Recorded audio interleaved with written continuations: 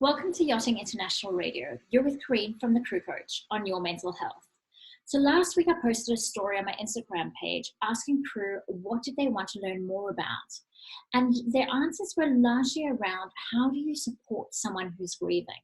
So today I'm going to talk about just that.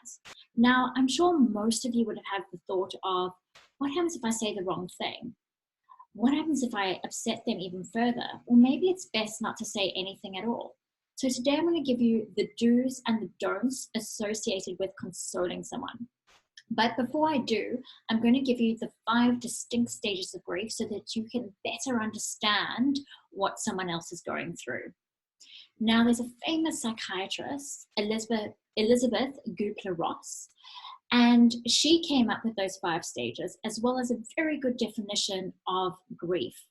So now, grief is the intense feeling of sorrow or mental distress associated with losing someone. Her 5 stages of grief, and I'm just going to read them out to you because I don't want to miss anything because it's really important, is denial. So this is refusing to accept that the loss has actually occurred. Then we've got anger, and this is feeling angry or frustrated around everyday tasks or routines. And then we have bargaining. So that's believing that changing something will bring that person back, or even it could be a pet or whatever it is that you're particularly losing. Then there's depression. That's feeling unmotivated, disengaged, and discouraged. Then we have acceptance. So this is coming to terms with the loss and becoming more emotionally stable. Right, now I'm going to go on to what to say and what not to say to someone who is grieving. First off, I think it is so important to be authentic in the moment.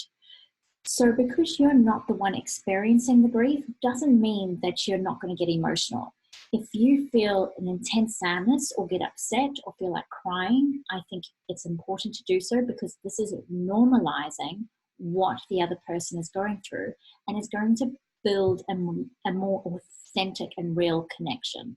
The next thing is to acknowledge what that person is going through. Now, what I mean by that is when someone is grieving a person that they care about deeply, if you avoid it, then that's going to make them feel more uncomfortable and more isolated. The COO of Facebook actually lost her husband, and when she returned to work, no one mentioned her sense of loss, and this made her feel even more depressed. So even mentioning the person's name that they've lost really shows a greater support for that person and that you really do care with regards to what's going on for them. Another thing is not to minimize it. So don't make a joke about it or don't try to distract them from their pain. I think just be present with them in the moment will be far more appreciated. Let them grieve. So if they're feeling anger, if they're feeling guilty, do not detract that from them because that's an important part of the grieving process is to experience those emotions. And it's also very healing to do so. Another thing is to remember the people that they've lost on those significant days. So what I find is that people and friends are very present during the immediate loss. However, as time passes, they seem to be more disconnected and not to mention it. And I think that's really associated with fear around the loss. And another thing, lastly, is that people who are grieving will ask questions like, why did this happen?